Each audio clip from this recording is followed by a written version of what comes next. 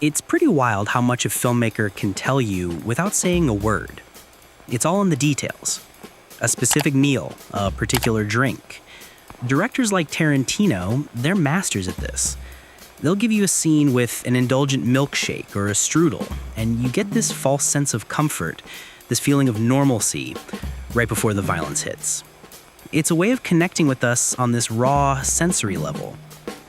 Or think about the oranges in The Godfather, a quiet, innocent prop that becomes this unmistakable visual cue for impending death. No dialogue needed. And what a character chooses to consume, it's a total window into their world, their class, their emotional state.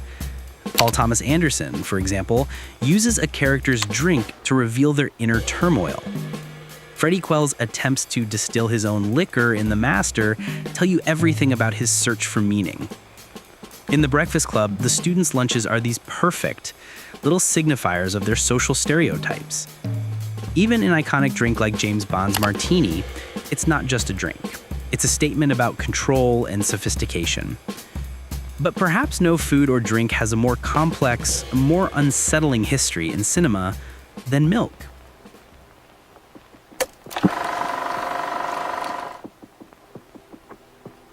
As kids, we're taught that milk is this wholesome, nourishing thing.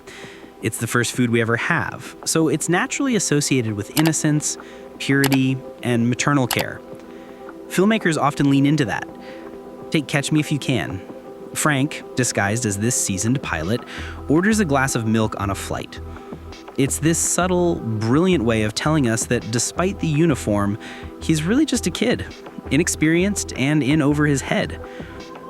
But then you get filmmakers who want to completely shatter that feeling. They take that pure, innocent symbol and they use it to signal something truly sinister. Think about that iconic scene in Tarantino's Inglourious Basterds. Colonel Hans Landa, this terrifying villain, visits a French dairy farmer he suspects of hiding Jews. And while he's interrogating this man, he calmly requests a glass of fresh milk. The milk's pure white, juxtaposed to Landa's dark intentions, is unsettling enough, but Tarantino takes it even further. Landa's fondness for milk, which we also see in his interactions with Shoshana, is a potent symbol of his calculated manipulation and unsettling demeanor. He indulges in this seemingly innocent beverage while orchestrating sinister acts, highlighting his twisted sense of control and a perverse enjoyment of power. It's also a subtle clue that he might recognize Shoshana from their past encounter. Tarantino juxtaposes our idea of a wholesome drink with Landa's true, malevolent intentions, and the contrast is just unsettling.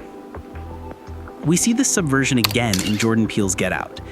In a pivotal scene, Rose, this seemingly sweet, harmless woman, is eating Fruit Loops and sipping milk through a straw as she searches for her next victim. But look closer.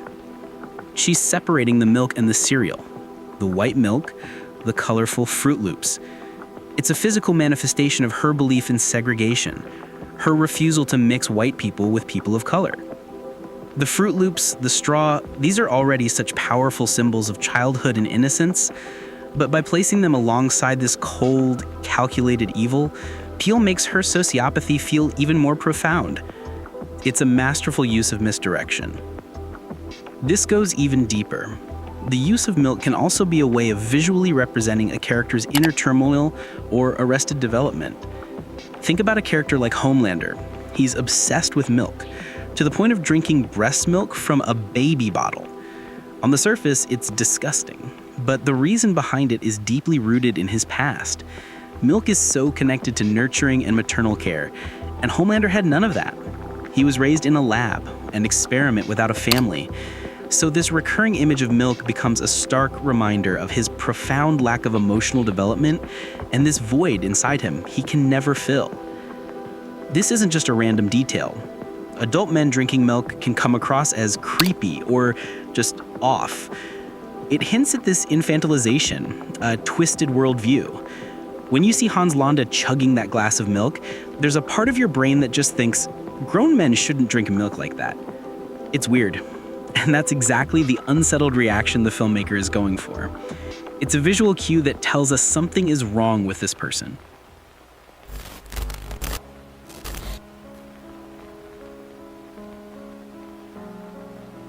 But the symbolism isn't always sinister. Sometimes milk is used to humanize. Take Leon in Leon the Professional. He's this highly skilled, emotionally detached hitman, but his daily ritual includes drinking milk. It's a choice that completely subverts our expectations of a tough, macho hitman. It provides this ritualistic structure to his chaotic life, and it suggests a hidden innocence, a vulnerability that's so central to his character. The contrast between his violent job and his simple drink makes him feel more human. And in Mad Max Fury Road, milk becomes a metaphor for survival and control. The harvesting of breast milk and its consumption by Immortan Joe's sons signifies dominance in a world of scarcity. Milk is power, but then you have moments where Max washes himself with it, symbolizing this moment of personal change and nurture. It's this incredibly versatile image. Even the contrast between characters can be shown through milk. In No Country for Old Men, both Chigurh and Sheriff Bell are shown drinking milk on the couch, while Moss drinks what looks like beer.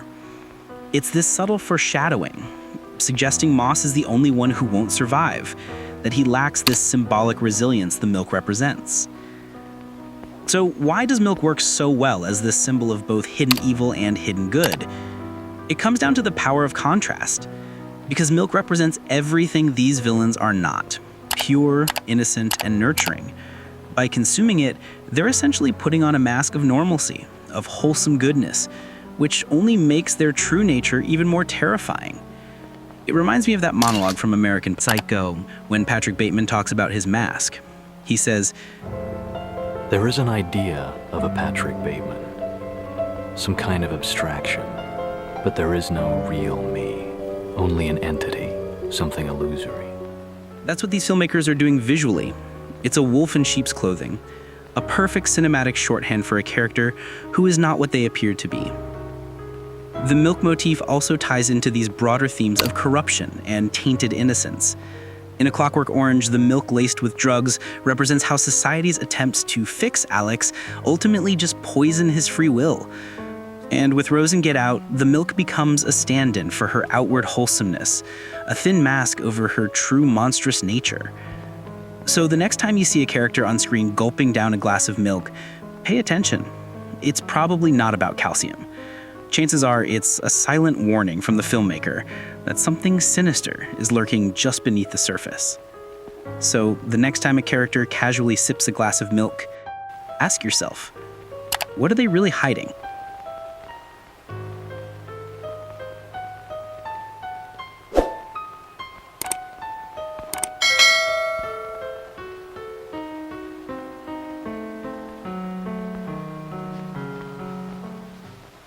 You're still here? It's over. Go home.